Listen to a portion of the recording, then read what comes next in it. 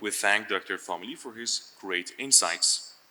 Esteemed audience, it is with great honor that I introduce Dr. Reza Ifar, Chief of International Relations at the Ministry of Science, Research and Technology, and a distinguished professor at Semnan University.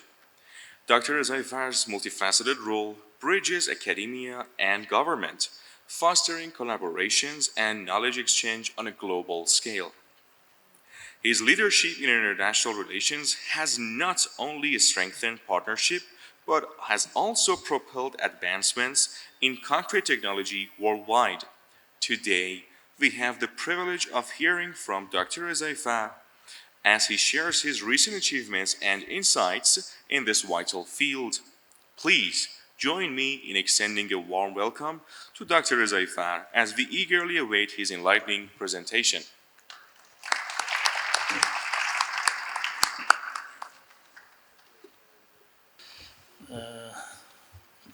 Salam. Just welcome in English. Dear ladies and gentlemen, please accept my greeting, especially to our guests from other countries in this conference. First of all, I would like to sincerely gratitude to organizer this conference, Professor Khalu and his committee. It's a great pleasure for me to address in this conference. I would like to give some information about new advances and trends in materials and technology and lead to innovation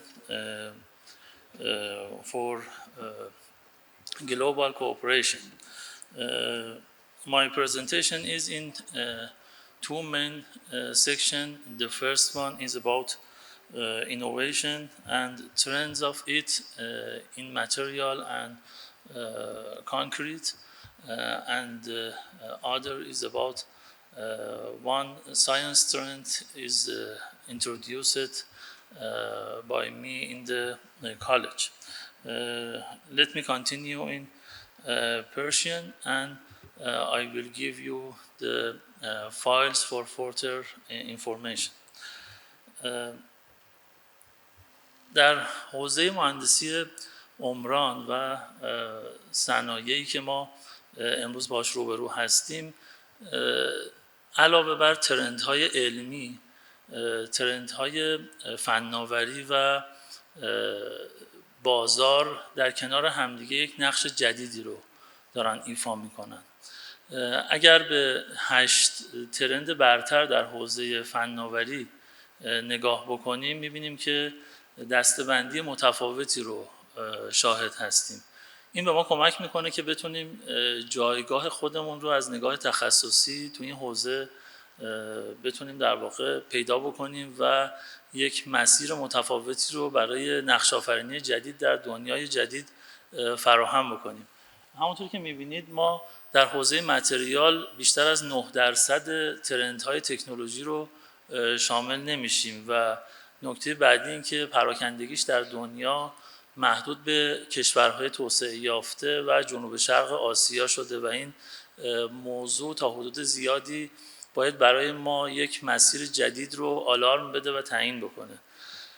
همینطور در مورد تکنولوژی هایی که در حال توسعه هستند، ما کمتر موضوعی رو در حوزه در واقع متریال های حالا ساختمانی به ویژه و یا بتونی می‌بینیم و تقریبا در مثلا آیتم های 10 و 5 این گزارشی که خلاصه شده در حوزه های ساختمانی، ساستینبل و موضوعاتی که به طراحی های پلتفرمی برمیگرده که موضوع بسیار مهمی هست، ما باید دقت مضاعفی رو داشته باشیم و در این چارچوب بتونیم برنامه‌ریزی بکنیم.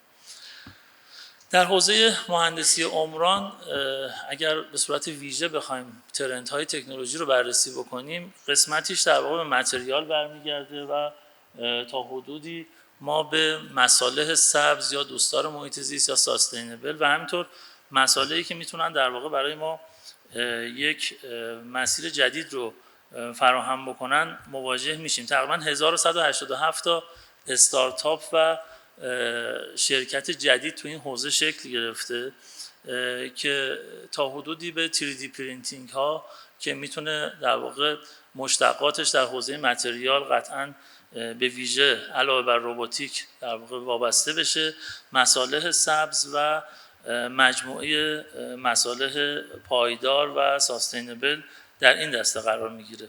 ما تقریبا ادوانس متریال رو در این حوزه باز هم با درصد کمی شاهد هستیم، مثل تقریبا 6% و در حوزه ساستینبل و گرین بیلدینگ حدود 15% تکنولوژی‌های حوزه عمرانی به این حوزه برمیگرده.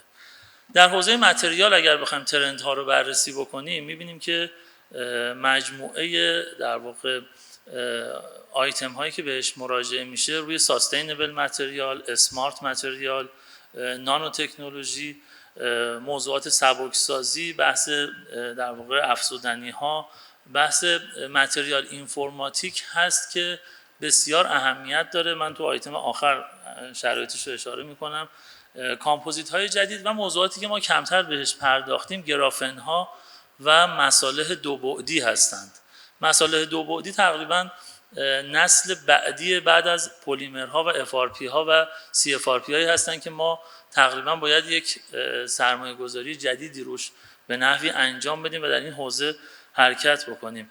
در مصالح روسازی و مدیریت مصالح هم آیتم های مختلفی هست. تقریبا 2453 شرکت استارتاپ و کمپانی امرجینگ و نوظهور تو این حوزه در دنیا شکل گرفته.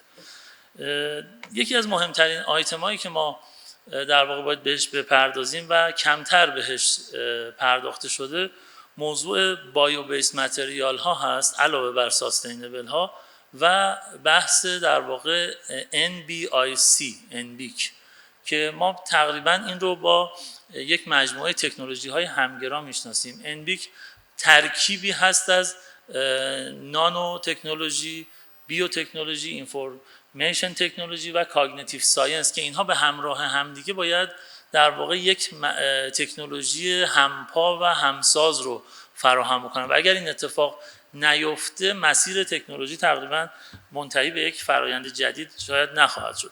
این دسته‌بندی هست از اطلاعاتی که ما در واقع در این دسته‌بندی مشاهده می‌کنیم. تعداد در واقع شرکت هایی که تو این حوزه شکل گرفتن، تعداد داکیومنت هایی که تولید شده در مسیر علمی و همینطور پراکنش در واقع جغرافیاییش که در دنیا مشاهده میشه.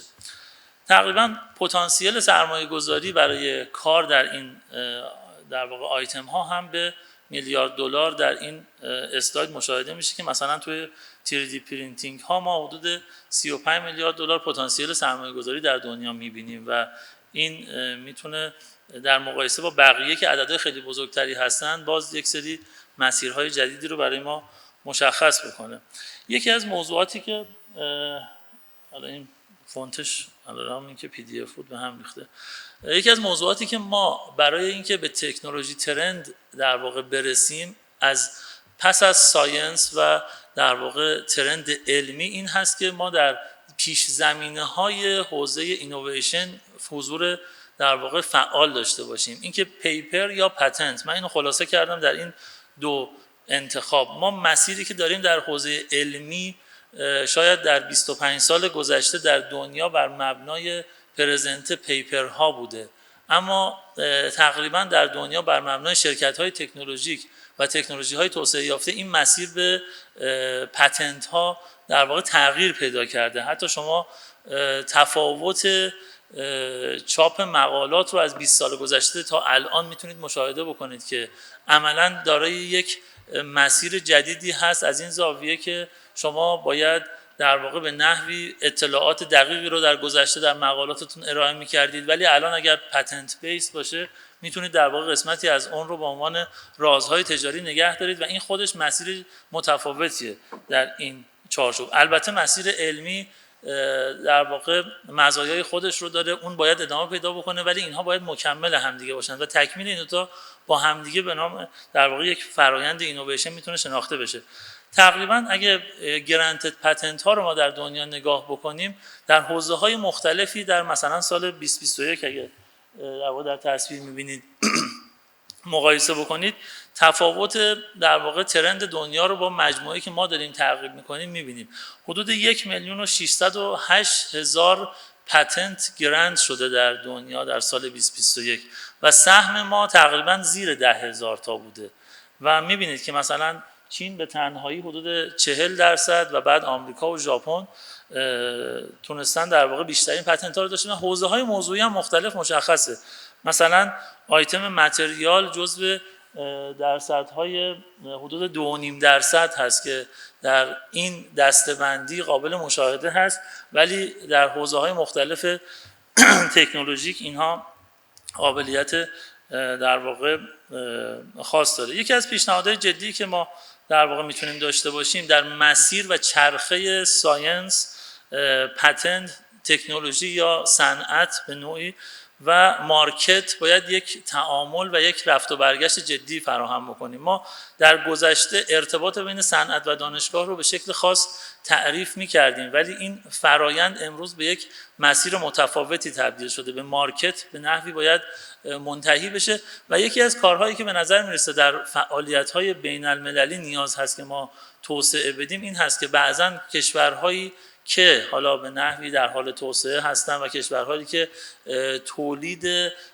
در واقع با اوریجین خودشون ندارن بعضا در توسعه صنعت و دانشگاه دچار چالش میشن، ولی این موضوع میتونه در کنار در واقع کشورهای دیگه، در کنار مسیرهایی که ممکنه برای تعاملات بین کشورهای مختلف فراهم بشه، صنایع کشورهای مختلف و مجموعه در واقع حوزه‌های دانشگاهی و علمی و تکنولوژیک میتونه یک مسیر جدیدی رو فراهم بکنه. به همین دلیل ما در واقع یکی از پیشنهادهایی که به صورت جدی داریم ایجاد شبکه‌های نخبگانی همکاری هست، اهم از در واقع فضاهای به اصطلاح شخصی مثل هیئت علمی هایی که میتونن تو این حوزه کار بکنن و مهمتر از اون شبکه‌های در واقع آزمایشگاهی که تو این حوزه میتونن کار بکنن. یکی از مزایایی که ما تو این در واقع نتورکینگ فکر میکنم خوب هست که ما در جایی مثل انجمن بتون و یا مجموعه‌های مختلفی که در کشور با تعاملات دیگه در دنیا دارن کار میکنن بهش شکل بدیم. همین فضایی هست که با شبکه سازی خدمات آزمایشگاهی، حتی آزمایشگاهی سرویسی، ما کاری که در مسیر در واقع فناوری‌ها و در پارک‌های علم و فناوری کردیم این بود که اومدیم مجموعه‌های مشاور و مجموعه‌های آزمایشگاه‌های سرویسی رو به شرط اینکه به دیتابیس و دیتاهای قابل در واقع بازیابی و دیتاهای قابل برنامه‌ریزی متصل بشوند به عنوان دانش بنیانی در واقع در پارک‌های علم و فناوری گفتیم که در واقع پذیرش بشن و این یه مسیر جدیدیه برای در واقع یک هوشمندسازی و یا تبدیل شدن به یک استفاده فعال در حوزه هوش مصنوعی که بتونه برای ما یک مسیر تصمیم گیری جدید، دیتاهای متفاوت و در سطح مختلفی رو بتونه برای ما فراهم بکنه. مزایای مختلفی میتونه داشته باشه، شاید صداهای کمتر شنیده شده در مجموعه‌های علمی میتونه در این نتورکینگ یک جایگاه ویژه‌ای رو پیدا بکنه و یا یک سری مزیت‌های نسبی افزوده در واقع بهتری رو بتونه فراهم بکنه. قطعاً تو این حوزه ما میتونیم از امکانات آزمایشگاهی در واقع مجموعه‌های دیگه استفاده بکنیم. ما در وزارت علوم یکی از برنامه‌های جدی که برای این حوزه داریم تعاملات و همکاری‌های بین این شبکه‌های ترجیحاً در ابتدا آزمایشگاهی و سپس در واقع فرآیندهای علمی و پروژه‌های مشترک هست که این مسیر میتونه برای ما هم به یک سری پروژه‌های مشترک، هم به یک سری در واقع دستاوردها و هم حل مسائل حتی محلی و معضلات و مشکلاتی که ما در حتی کشورهای مختلف میتونیم داشته باشیم ولی با رویکرد و تعامل و ظرفیت علمی کشورهای مختلف باشه که این در واقع در قالب این شبکه همکاری میتونه فراهم باشه. ما تقریبا این ظرفیت رو امروز به صورت در واقع خاص در بریکس و شانگهای داریم که تقریبا دانشگاه مفهومی شانگهای هم با همین موضوع در حال شکل‌گیری هست که قابلیت در واقع میشه گفت همکاری داره. تو این چارچوب ما یکی از ویژگی‌هایی که احتیاج داریم و جا داره که مثلا انجمن یا مجموعه‌های در واقع دیولپر بهش ورود پیدا بکنن، بحث پلتفرم‌های در واقع داده پردازی هست که باید بتواند مسیر رو برای هوشمندسازی و استفاده و بستر جدی برای هوشمندسازی و استفاده از هوش مصنوعی تو این حوزه بتونه فراهم بکنه و این با دیتاهای مختلف قابل در واقع فراهم شدن هست. حتی در زمینه در واقع کارگاه‌های بتون، ساخت بتون، معادن شنماسه، مجموعه داده‌هایی که ممکنه در حوزه‌های مختلف باشه، این موضوع هم میتونه در تصمیم گیری‌ها کمک بکنه، هم در مسیر طراحی‌هایی که ممکنه به نسل جدید احتیاج پیدا بکنه. این در واقع مزایایی هست که ما در این حوزه داریم. بخش دوم صحبت‌های من یکی از این ترندهایی هست که ما تجربهش رو داشتیم و به نوعی در حوزه مصالح بتونی یک مسیر جدیدی رو به نحوی از 7-8 سال پیش شروع کردیم به عنوان در واقع یک تجربه میشه گفت کاری مرتبط با این حوزه انجمن بتون هست. خواستم ارائه بدیم در واقع موضوعی که ما پیگیری کردیم و یا به نوعی پایه‌گذاری کردیم بحث در واقع کنترل سازه‌های بتونی بود با در واقع مجموعه جریان‌های الکتریکی و میدان‌های مغناطیسی. قبلا این تجربه رو ما در بتون با آب مغناطیسی با در واقع مجموعه خمیر سیمان و غیره داشتیم، ولی این رو تقریبا از حدود 2017 شروع کردیم. امروز میشه گفت ترند خوبی ازش ایجاد شده و شاهد هستیم که نزدیک تقریبا 500-600 مقاله تو این حوزه در حال کار کردن هست و موضوعیه که سعی داریم به یک نحوی با یک فرآیند جدید بهش بپردازیم. حدود 13-14 تا تز مختلف تو این 7-8 سال در واقع روی این موضوع کار شد. یه سری ثبت اختراعها و جوایز بین‌المللی هم براش در واقع گرفته شد. اولین مقاله‌ای که ما تو این حوزه چاپ کردیم توی در واقع ژورنال ACI بود سال 2016 که در مورد تیرهای بتونی اسکیل دان کار شده بود و ما تو این مجموعه جریان الکتریکی با عبور از در واقع مجموعه وایرهایی که بودن چون اسکیل دان شده بودن به جای در واقع میلیگردها یک سری در واقع تغییرات رفتاری رو تونستیم در واقع فرموله بکنیم و یک مزیت در واقع میشه گفت افزایش مقاومت و شکل‌پذیری رو تونستیم احساب بکنیم. حدود 39% تقریبا در حد در واقع شکست این مجموعه تفاوت رفتاری نشون داد و 45% توی حد نهایی.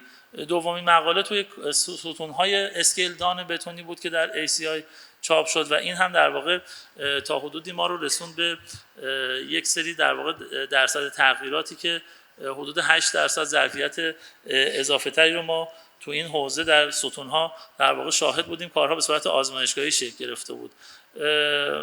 دستاورد بعدی ما در حوزه در واقع فاین اگریگیت ها بود، مجموعه در واقع خمیرهای سیمان. این در مورد بتون‌های سخت شده و هاردن در واقع کار کرده بود مثل بقیه، ولی خب در حداقل در واقع تغییرات متریال کار کرد و خب تغییرات زیادی رو تو این شاهد نبودیم و این ما رو به این رسوند که ما از متریال های پیزو الکتریک توی بتون استفاده بکنیم. با متریال پیزو الکتریک در واقع این فرآیندها و استیل چیپس هایی که استفاده کردیم یک سری کنترل رفتار رو به دست آوردیم که برخی از در واقع تغییراتش توی مثلا مقاومت فشاری بتون حدود مثلا 17% تغییرات رو کنترل شده و مدیریت شده داشتیم و همینطور مجموعه در واقع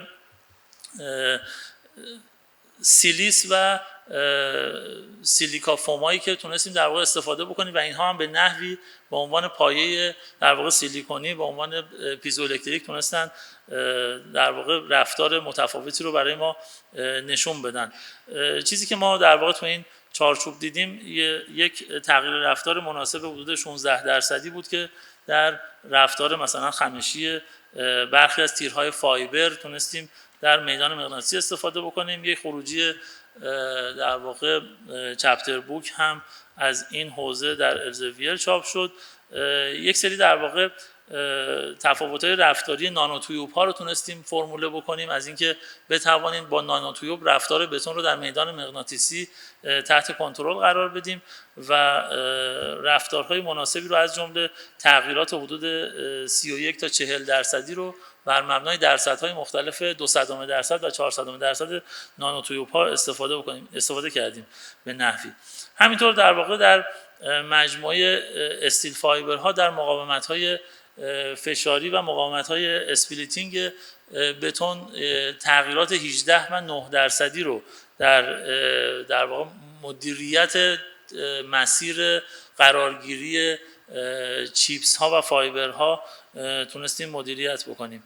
این در واقع خلاصه بود از این فرایند و تا حدودی امروز در حال مدل سازی در واقع فاینانت المنت و تبدیل فرمول بندی اون هستیم در فضای اجزای محدود که برای اولین بار داره اتفاق میفته و بتونیم در واقع اون فرمول بندی رو به این چارچوب اضافه بکنیم. آزمایش‌های پولوت انجام دادیم، فرمول بندی پولوت رو انجام دادیم، حدود 80% در برخی موارد در واقع افزایش مقاومت پیوستگی رو در این مجموعه تحت مغناطیس شاهد بودیم و این میتونست در واقع مسیر خوبی رو برای ما مشخص بکنه. همینطور در ترکیب استیل فایبرها و سیلیکا فوم ها هم تونستیم به یک نتایج مناسبی از جمله تغییرات 150 و 83% تو این حوزه برسیم. این یه در واقع استفاده کردم از این حوزه و میشه گفت ترندی که تونستیم توی 7-8 سال ایجاد بکنیم با مثلا 8 تا دانشجوی ارشد، حدود مثلا 5 تا دانشجوی دکترا و 14 تا در واقع پابلیکیشن های بین‌المللی و 17 تا داخلی، 2 تا گرانتد پیپر هایی که اتفاق افتاده و امروز شاهد این هستیم که 483 تا پیپر تو این حوزه مخصوصا، اگر بخوایم آب مغناطیسی اینا رو بذاریم کنار خیلی عددش بزرگتر میشه، ولی اون حوزه در واقع این موضوع نیست به صورت کامل، ولی این مسیر میتونه برای ما یک مسیر رو مشخص بکنه که بتوانیم از یک فضای علمی با یک در واقع مجموعه حالا به نحوی قابل ارائه در حوزه صنعت به یک نقطه جدی برسیم. هدف ما به صورت کلی این بود در این مجموعه در واقع تحقیق خاص که بتوانیم کنترل رفتار سازه رو به صورت کمتر از صدم ثانیه با جریان الکتریکی یا میدان مغناطیسی در کل سازه فراهم بکنیم. این هدف بعدی ما هست در انتها که اگه این اتفاق بیفته ما یک کنترل فعال ویژه توی سازه خواهیم داشت که در واقع به صورت اویلیبل شاید فعال نیست ولی میتونه با جریان الکتریکی و میدان مغناطیسی کار بکنه.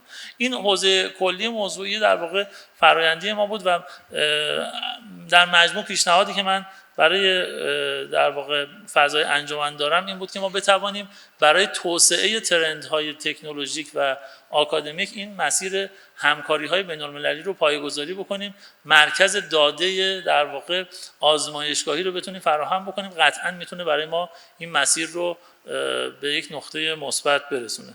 خیلی ممنون از توجهتون.